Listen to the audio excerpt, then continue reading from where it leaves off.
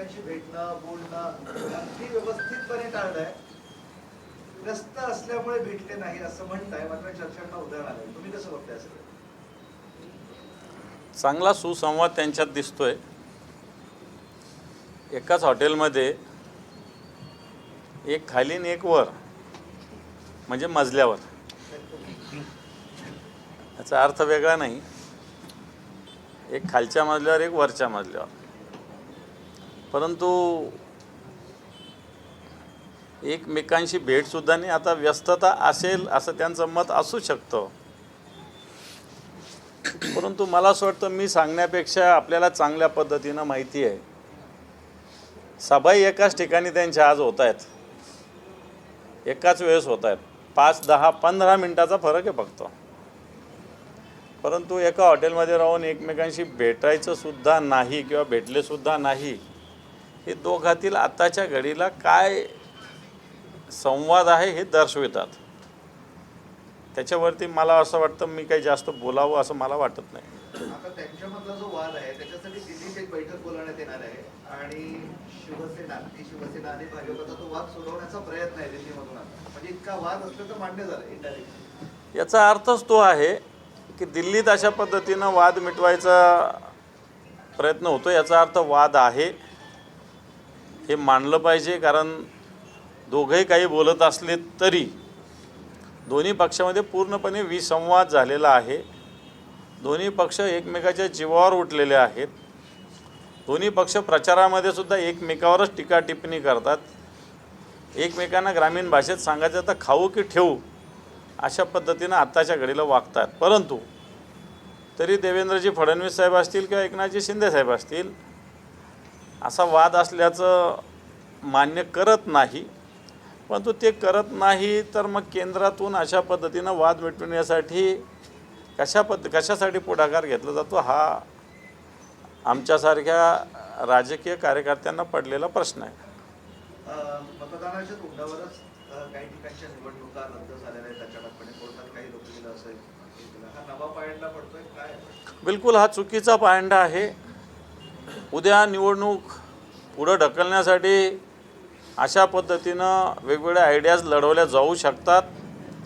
निवडणूक आयोगाने याची दखल घ्यायला नव्हती पाहिजे. खरं तर निवडणूक आयोगाचे अधिकारीच निर्णय घेणारे आहेत. त्यांनी निर्णय घेतलेला आहे. त्यालाच आव्हान कोर्टात दिलं होतं. काहीचे निकाल लवकर लागले, काहीचे लागले नसतील. याचाच अर्थ निकाल लागला नाही याचा अर्थ जो आधीचा निकाल आहे तो कायम समजायला पाहिजे होता. परंतु निवडणूक आयोगाने चुकीचे अर्थ लावून जवळपास 30 नगरपंचायतीच्या निवडणुका पुढे ढकललेल्या आहेत. कित्येक नगरपालिकेतील महाराष्ट्रातील जे प्रभागातील निवडणुका आहेत त्यासुद्धा पुढे ढकललेल्या आहेत. खरं तर याच्यामुळे निवडणुकीत मोठा अडथळा निर्माण होणार आहे. निवडणुकीमध्ये मागच्या 8-10 दिवसानं उमेदवार प्रचार करतात. नगरपालिकेचा प्रचार म्हणजे छोटासा प्रचार. आणि आता ही निवडणूक 20 तारखेला होणार. सगळ्या गोष्टी कार्यकर्ते असतील, पक्ष असेल, यांचा परिश्रम, यांची मेहनत वाया गेलेली आहे. सगळ्यात महत्त्वाचं असं होईल की ज्या प्रभागाच्या निवडणुका टाळलेल्या आहेत त्या निवडणुका आता नंतर होतील. याचाच अर्थ मतदाराला त्या भागातल्या 2दा मतदानाला जावं लागेल. याचा परिणाम मतदानावर होईल. एखाद्या दिवस त्याला वाटेल माझ्या इंटरेस्ट माझ्या प्रभागात नगरसेवकच नाही, नगराध्यक्षाची मला काय घेणं, असं होऊ शकतं. आता नगराध्यक्षच नाही तर नगरसेवकाशी काय घेणं, असं दोन्ही गोष्टी होऊ शकतात. निवडणूक आयोगानं अतिशय चुकीची भूमिका घेतलेली आहे. नाही, खरं तर मी सुद्धा काल निवडणूक आयुक्तांशी बोललो याविषयी. त्यांचं सर्क्युलरसुद्धा आलं. चुकीचं, एकदम पूर्ण चुकीचं लावलेलं आहे. उद्या लोक जाणीवपूर्वक तारखा वाढवून डिले करतील आणि डिले झाल्या तर निवडणुका पुढं जातील. मला तर वाटतं निवडणुकीतून पलायन करण्याचं किंवा निवडणुकीला मिसगाईड करण्याचा हा प्रकार होतोय, तो निवडणूक आयोगाने टाळला पाहिजे. या विषयाचं पुन्हा एकदा पुनरावलोकन केलं पाहिजे. मनसेची आणि तुमची एक बैठक आज झाली, कशासाठी बैठक होती आणि काय तुम्ही करणार? हे पहा, मनसेची आणि शिवसेनेची बैठक राज्यस्तरावर होती आहे. उद्धवजी भेटत आहेत. तर स्थानिक कार्यकर्त्यांनाही वाटतं की आपण एकमेकांना भेटलं पाहिजे. सगळे तसे पाहायला गेलं तर फार कोणी वेगळे अशातला काही भाग नाही. आमच्यातलेच ते आमच्यातले ना आम्ही त्यांच्यातलेच आहे, काही वेगळे अशातला काही भाग नाही. आणि त्याच्यामुळं आज एकत्रित बसलो. येणार काळात महानगरपालिकेच्या निवडणुका आहे, काही कार्यक्रम आहे, हे सगळे याच्याविषयी चर्चा करावी ह्या हेतून आम्ही एकत्र बसलेलो. पण तुम्ही निवडणुकीच्या ज्या याद्या आहेत त्याच्यातनं संयुक्तिक आंदोलन वगैरे करणार आहात गोळावर? मला असं वाटतं आंदोलन करण्यापेक्षा आता तांत्रिकदृष्ट्या त्याच्यावर अभ्यासाची आवश्यकता आहे. आंदोलनाने मतदार यादीतला तांत्रिक घोळ मिटणार नाही. त्याच्यासाठी अतिशय बारकाईनं अभ्यास करून हे प्रश्न मिटवता येतील. निवडणूक आयोगानं त्याच्यात सकारात्मक पाऊल आत्ता तरी उचलल्याचं आम्हाला दिसतं आहे. आम्ही सगळ्या प्रभागातले जे जे ऑब्जेक्शन्स आहेत ते निवडणूक आयोगाला सादर केलेले आहे. याच्यात अधिकारी दोषी आहे. अधिकाऱ्यांनी जर चूक केली तर हायगाय त्याच्यावर कारवाईची हायगाय सरकारने निवडणूक आयोगाने करू नये अशा प्रकारची भूमिका आम्ही घेतलेली आहे. शहाजी बापूंच्या कार्यालयावर निवडणूक आयोग पोलिसांनी छापा टाकला, पैशांचे व्यवहार सुरू होता असा प्राथमिक अंदाज व्यक्त करण्यात आला. तर मी सकाळी ट्विटच्या माध्यमातून त्याच्यावर बोललेलो आहे. ऊस आधी खायला चांगला गोड लागत होता, आता ऊस उलटा आलेला आहे असं मी सकाळीच बोललेलो आहे. आता घ्या. राज ठाकरे आणि उद्धव ठाकरे एकत्र आले देशाच्या निवडणुकीत, परंतु त्यांना भोपळाच मिळाला असा आरोप भाजपकडून करण्यात येतोय. एक शिल्लक सेना आहे आणि एक किंचित सेना आहे असं भाजपच्या वतीने सांगतात. शिल्लक आणि किंचित सेनेचा धसका त्यांनी घेतलेला आहे हे तर क्लिअर होतं ना. बेस्ट कामगाराची निवडणूक 3000 मतदाराची होती आणि त्याच्यातलं माहितीसुद्धा नसेल नेत्यांना की अशा पद्धतीनं अलाईन झालेलं आहे म्हणून. मीडियाने फक्त अशा पद्धतीनं चित्र मोठ्या प्रमाणावर रंगवलं. पण तो किंचित सेना असेल किंवा शिल्लक सेना असेल तर याचा धसका दिल्लीश्वरसुद्धा घेतात आपले. ते का घेतात? अशी शेलारांना तोंड घशी अनेक वेळ या सगळ्या शिल्लक सेनेने आणि किंचित सेनेनं पाडलेलं आहे. पैसे वाटून निवडणुका जिंकता येत नाही असं अर्थतज्ञ सुब्बाराव म्हणतात एका कार्यक्रमात. काय रोख असावा? नाही, खरं तर चुकीचा पायंडा मागच्या 2-5 वर्षात आपल्या या, मला बाकी भारताचं काही माहिती नाही, पण महाराष्ट्रात सुरू झालेला आहे आणि विशेषतः सत्ताधारी पक्षांनी याच्यात पुढाकार घेतलेला आहे. निवडणुकीच्या आधी कोणतंही काम करायचं नाही, निवडणुकीत पैशाचा वारेमाप वापर करायचा. त्यांचेच मंत्री सांगतात की लक्ष्मीचं दर्शन घ्या, निवडणुकीच्या आदल्या दिवशी बाहेरच झोपा, लक्ष्मी येईल तिचं दर्शन घ्या, मंत्री सांगतात. आणि निवडणूक आयोग चूप बसून उभा आहे. चूप बसतं निवडणूक आयोग काही कारवाई करत नाही. सुब्बारावने सांगितलं हे काही चुकीचा अशातला भाग नाही. सर्वसामान्य माणसंसुद्धा 1 रुपये खर्च न करता निवडून आलेले उदाहरणं आता पण या हिंदुस्थानात आहे. अनेक नगरसेवकसुद्धा असेच वर्षानुवर्षे 4-4, 5-5 टर्म निवडून येतात. आणि जनतेलाच याच्यात पुढाकार घ्यावा लागणार आहे की अशा पद्धतीनं पैसे वाटणारे किंवा पैसे देऊन निवडून येणाऱ्याला घरी बसवलं पाहिजे. पैसे घेऊन मतदान केलं तर त्या मतदाराला सुद्धा नैतिक अधिकार त्या उमेदवाराला बोलण्याचं कोणताही राहत नाही, हे सुद्धा मतदारांनी लक्षात ठेवलं पाहिजे. उद्धव ठाकरे आणि महाविकास आघाडीचे वरिष्ठ नेते प्रचारात यासाठी दिसत नाही की पराभव स्पष्ट आहे, नंतर उगाच कशाला खापर फोडायचं म्हणून आता घरी बसून सगळं हक्क आहे राज्याचे मुख्यमंत्री देवेंद्र फडणवीस. हे पण नगरपालिकेच्या निवडणुका, अनेक निवडणुका जर बघितल्या तर कोणत्याही कोणाची युती आहेत. आता मी परवा उमरग्याला गेलो होतो. उमरग्यात शिंदे सेना आणि काँग्रेसची युती आहे. माजी खासदार शिंदे सेनेचा रवी गायकवाड त्यांचा मुलगा उभा आहे तिथे आणि काँग्रेस त्याच्यात 14-15 जागा लढते. याच काँग्रेसला नाव ठेवून काँग्रेसबरोबर उद्धवजी आहेत म्हणून या लोकांनी आकांड तांडव केलं होतं आणि हे बाहेर पडायचं निमित्त त्यांनी केलं होतं. आणि असं असताना अनेक ठिकाणी स्थानिक काही व्यक्ती ती नगरपालिका चालवतात. त्याच्यात फार राजकीय पक्ष सहभागी व्हावं असं तर खरं झालंच नाही पाहिजे, परंतु राजकीय पक्ष सहभागी होतात असताना त्या शहराचे, त्या जिल्ह्याच्या लोकांनी त्या निवडणुका सांभाळाव्यात. यात राज्याच्या नेत्यांनी येऊन का पडावं?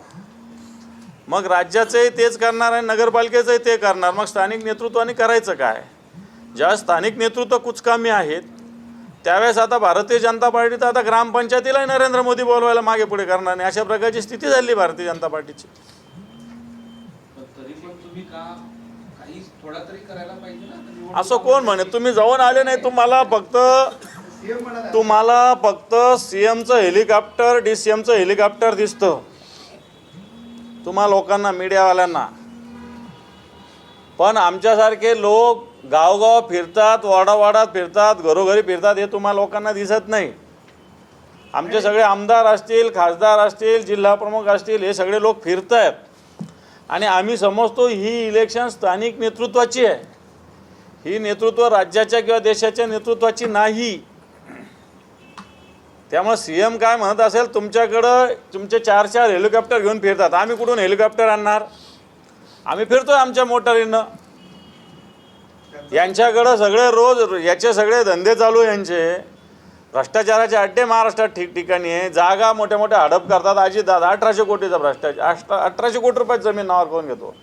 शिंदेचे मंत्री संजय शिरसाट, सिडकोची किती मोठी जमिनीचं केलं त्यांनी. भाजपच्या कित्येक लोकांनी बँका लुटल्या. हे सगळे लोक अशा पद्धतीनं पैसा मग अशा ठिकाणी युटिलाइज करतात.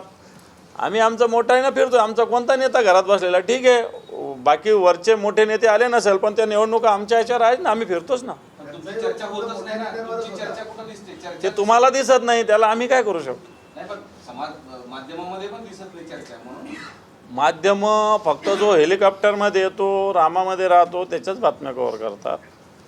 माध्यम जो साध्या गाडीनं जातो, एखाद्या इनोवानी किंवा फॉर्च्युनरनी, त्याच्या बातम्या नाही कव्हर करत. तुमच्या भागावर गाड्या आम्ही केल्या आहेत का? मी सगळ्यात मी कोणाला माध्यमाचं नाही, माध्यमाचं नाही, सोशल मीडियामध्ये तरी सोशल मीडिया मी कोणाला व्यक्तिगत बोलत नाही. नाही नाही. पण तुम्ही जर आमच्या सगळ्या लोकांचं, आता समजा शिवसेनेचे नेत्यापैकी आता खासदार आहेत संजय जाधव, खासदार आहे ओमराजे, खासदार आहे नागेश पाटील आष्टीकर, मी आहे, आमचे आमदार आहेत, जबाबदार आहे ना यांच्याकडे. हे फिरत आहेत. नगरपालिकेत मोठी शहराची सभा होणं जरुरी नाही आहे. नगरपालिकेत छोट्या छोट्या बैठका होतात, कॉर्नर मिटिंगा होतात, प्रभागाच्या बैठका होतात, त्या आम्ही घेतोय. मी आत्तापर्यंत जवळपास 70-80 बैठका केल्या, 17-18 सभा केल्या. आता तुम्हाला ते दिसत नाही, त्याला मी काय करू शकतो? आम्ही पुन्हा रिपीट करतोय, प्रश्न तुमच्यासाठी नव्हता.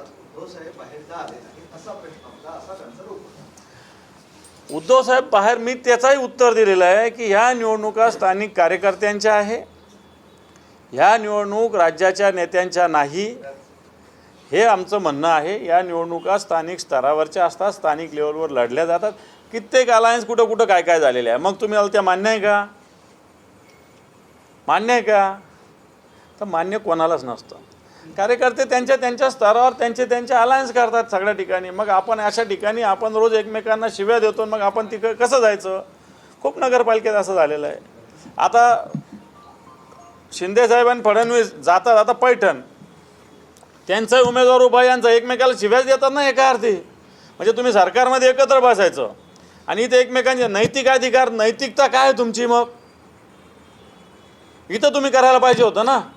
इथं वैजापूरमध्ये काय एकमेकाला शिव्या देतात, कपडे फाडायचे बाकी आहे. पैठणला काय असंच आहे. आणखी या मराठवाड्या काय महाराष्ट्रात मी तुम्हाला शेकडो उदाहरणं देईल.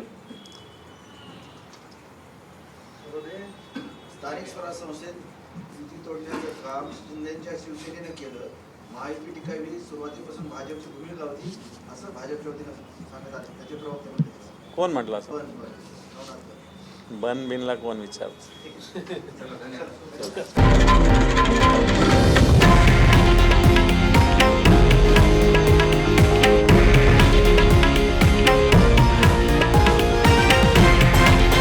हे आहे देशातील नंबर 1 न्यूज नेटवर्क आणि आपण पाहत आहात TV9 मराठी, एकमेव.